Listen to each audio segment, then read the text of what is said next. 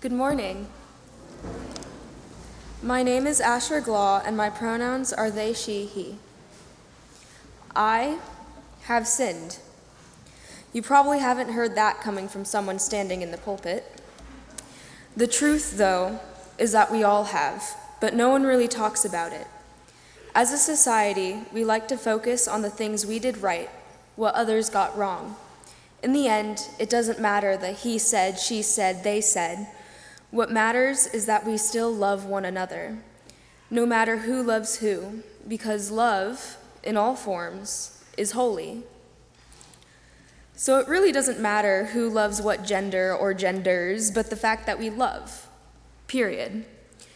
When Jesus says, I ask that they may all be one, so that the world may know that you have sent me and have loved them even as you have loved me, he means that we are all loved the same and, in turn, need to love one another as our own self.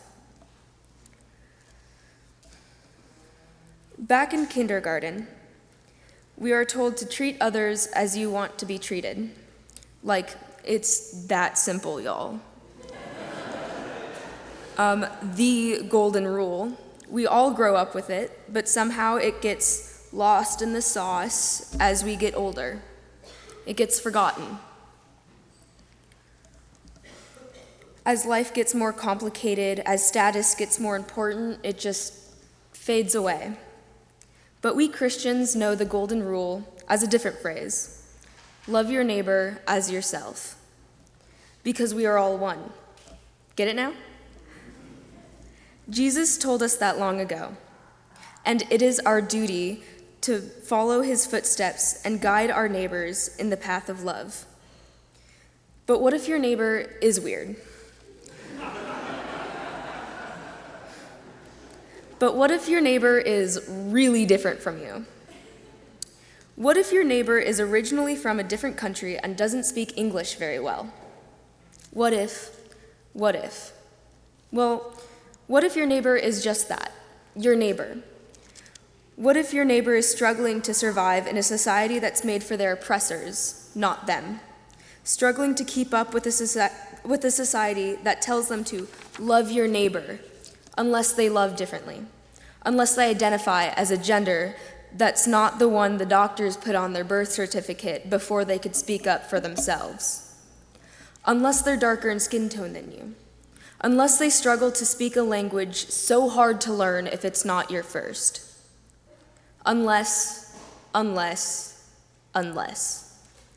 If there are so many accommodations to a rule, that rule no longer has any sway, any value. Okay, what I mean to say is, your neighbor is a person, just like you, right? A person who eats and sleeps and has all the same bodily functions and needs as you do. A person who loves and cries and laughs and makes mistakes. So please, love your neighbor as yourself. Treat them as you would want to be treated in return, because love outweighs sin. Connectedness outweighs loneliness. God, this almighty being, sent their only child, Jesus, to teach us how to be connected, how to love and to forgive. It is important that we receive hate with love. Though hard, it's what Jesus did. He died on the cross to forgive us our sins, to forgive the sins of people he didn't know, and to forgive those who oppressed him, who spat at him and sent him to his death. But he still loved them. But I'm not telling you to go die for everyone you love, which would be hard anyway, because you only have one life. But just to love your neighbor, even if they love differently, even if they identify differently, even if they're driving 40 miles per hour on the freeway, even if they honk at you when the light literally just turned green. It happened to me the other day. Love them even if they openly disagree with you. And least of all, love them even if they love jazz music.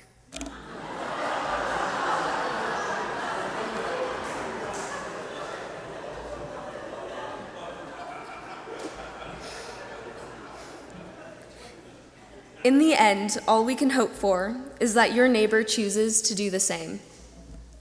As my parents always told me, we can't control what other people think or do, but what we can do, what we can choose. And hell, I choose kindness. I choose to help those who aren't able to help themselves and not ask for anything in return.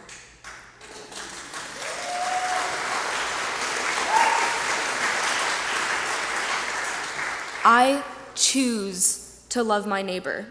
I will always choose love. And I can only hope that you will too.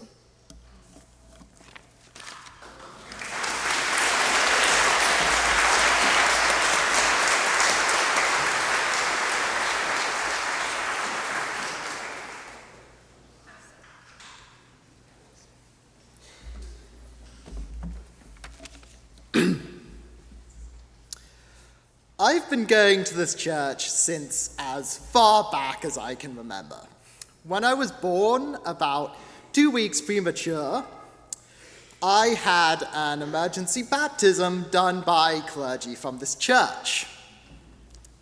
This church, like microplastics, most unfortunately, is in my blood, it's in my bones, it's in my brain. But fortunately, the reason for that is the memories I have of this place will never fade. This building's masonry is held together by cement, by the cement of memory, the cement of faith, by the cement of God's love. And yet, so unfortunately often, I've seen this cement which is supposed to represent unity and the oneness of the church, this cement of faith, I've seen it shattered into two churches, two faiths, two gods. About 1900 years ago or so, there was this guy called Marcion of Sinop. He was an early church theologian, and honestly, he was kind of a weird guy. He was the son of a bishop, Christian bishop. He was born in what is now modern-day Turkey. He went to Rome in about his 50s and was, surprisingly enough, excommunicated only a decade later in his 60s. He believed that the God of the Old Testament, Yahweh, was a sort of maleficent, lesser, evil God, a God of tough love, of eye for an eye punishment, whereas the God of the New Testament was intrinsically opposed and was the God of love and Jesus and that sort of thing. So, Marcion said there were two gods, and so do megachurches, and so does Fox News. You see, Yahweh, in that case, is replaced by Satan, and God is just God, but sometimes he takes on the kind of characteristics of the eye for an eye punishment. That's a whole other thing, honestly. But I think it's easy to hate people. It's easy to blame things on Satan. It's easy to blame things on Marcion's lesser god. But recalling the passage from John 17:20, and funnily enough, the song Simply for the Devil by the Rolling Stones, I have listened to that song more times than I can count. You can't just close your love for everyone to just anyone. I think you have to lend a little bit of love to Satan, a little bit of love to Lucifer, a little bit of love to Marcion's lesser god. And, in the immortal words of Mick Jagger, to everyone, you have to have some sympathy, have some taste.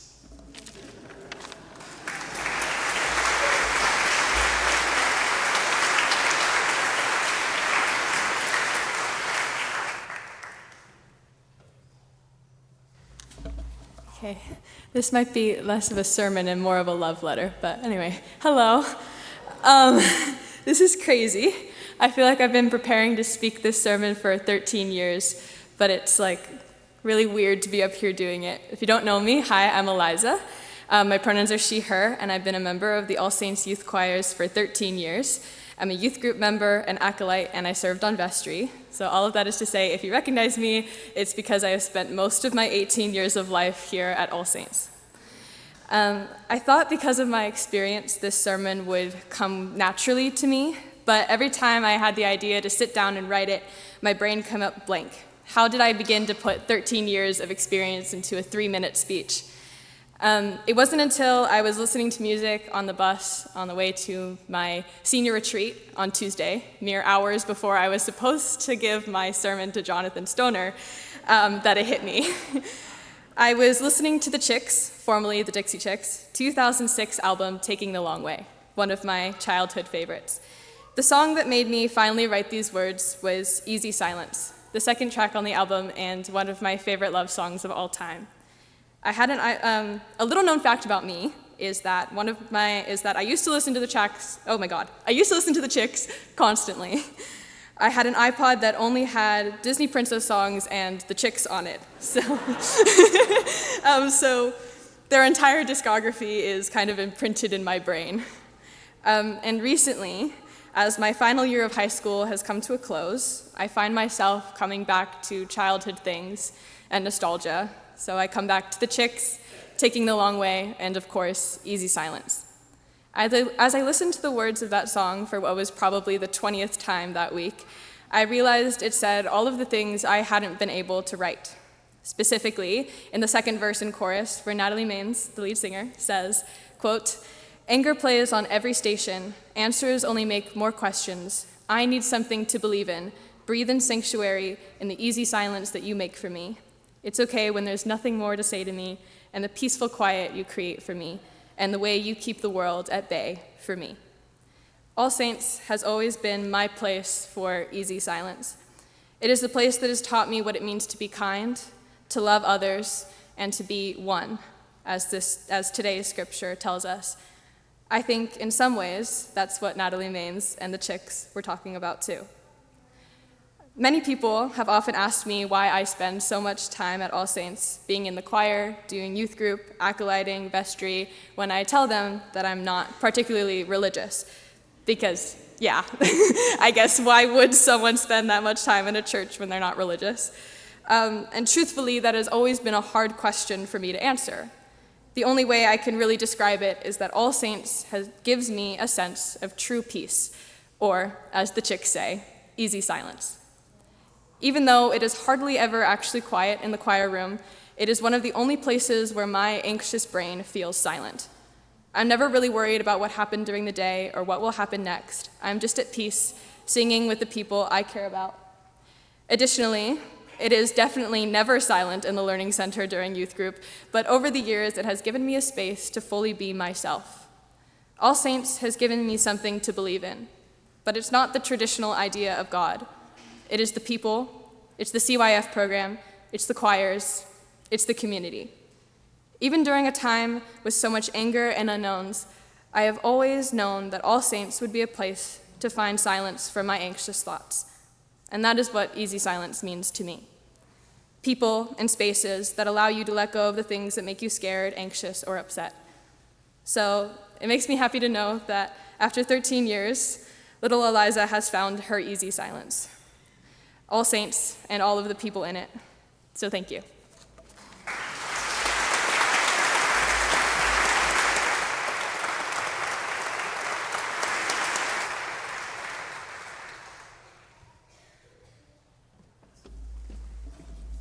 Hello, everyone. My name is Ethan Rudder, and my pronouns are he, him. I am an 18-year-old bisexual transgender man. In being who I truly am and my happiest self, I have dealt with so much homophobia and especially transphobia. I have heard the jokes my family members have made targeting my cousins.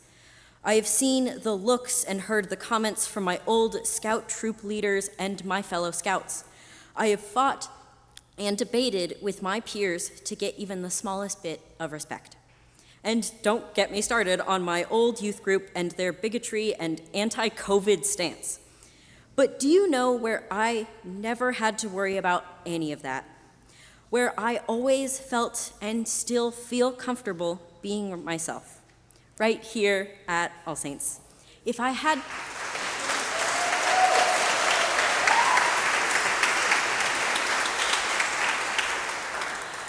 had to rate my old, highly conservative youth group and the All Saints youth group on a scale from 1 to 10, my old one would be like around a -2, and this one would be an 11 out of 10. Here, I can gladly be myself, dress comfortably, and love without embarrassment, and wear my pronoun pin without any worry. And that, my friends, is my definition of a safe space. Now, the term safe space has been used as a buzzword for the quote-unquote woke agenda and has been demonized. I have personally heard a lot of, back in my day, kids didn't have safe spaces. Oh, kids these days are such snowflakes. My question to that is, what is wrong with being comfortable? Enjoying the company you are with and feeling safe to be yourself.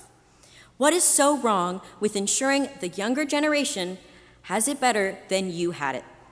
And that's what I want to ask your help with. Right now, it is really scary and hard for everyone who doesn't fit into the perfect, tiny, upper middle class, white conservative box. But I would say it is especially scary for the younger generation. We hear everything going wrong in the world, but we can't do anything about it. I am, in the eyes of the law, an adult, but it still feels like I can't do anything meaningful to help. So to you, my fellow adults, can I ask something of you all?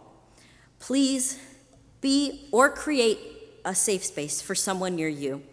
It could be your child, a niece or a nephew, or even just a stranger you see on the street for 1 second. Making someone feel comfortable around you can make such a difference. Not just for our minority or queer youth, but for anyone and everyone. Just being there and willing to listen and being kind for no reason are already amazing steps. Be the safe space I know all of you can be and that All Saints has been for me. Thank you.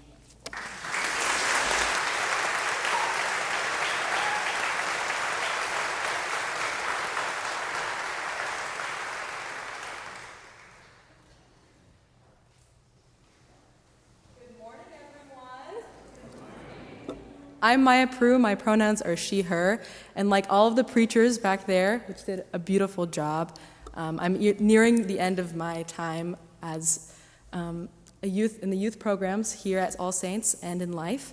And so I've been reflecting on my time here at All Saints, and I've been asking, what does it mean to be a young adult, wanting to get to know themselves in a world that's increasingly undervaluing and shaming compassion? And loving thy neighbor, like Asher said. What does it mean to be a young woman entering those spaces? How can I love thy neighbor when thy neighbor is harboring hate? These are the questions I've been asking more and more lately, with my graduation just a couple days behind me, a year in Spain in front of me, and a huge transition ahead for many of the people that I care about, including in this community. It helps me to think of life and of love as a piece of music. It has its beautiful moments, yes, but also its dissonances that make the beautiful moments so much more rewarding. A good piece of music is unified in the intention of creating something together, but aren't always in perfect unison. Sometimes the best pieces have two different ideas woven together. Sometimes you have the melody, and sometimes you're accompanying. Sometimes the most quiet moments are the most intense, but sometimes you need to get loud to make an impact. Without taking rests, are people really hearing what you're saying? I feel so fortunate for All Saints in instilling these ideas in me through music. I've been here ever since I was a little mini singer under the instruction of Jenny Tesey, And even at 5, I was fascinated by the communal, magical, and united nature of singing together.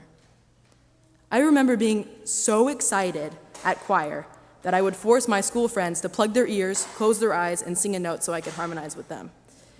They did not last very long and were not as enthusiastic as I was. Singing and making music with people, formally or informally, was little Maya's dream. So what a gift that every Wednesday I'm in the choir room singing with these lovely people.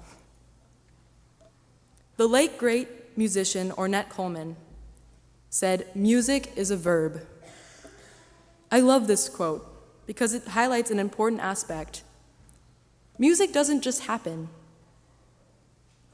You need everyone, the musicians, the audience, the physical space that you're in. You want to create, to have the intention of making something beautiful. I think love is the same way. Without intention, is it possible? Love is a verb. Unity is a verb. Gratitude is a verb. And democracy is a verb. Through so many, even music events alone, like jazz vespers, the various choirs, the drum circles, to the action tables, the charity events, All Saints values putting in the work, and it shows.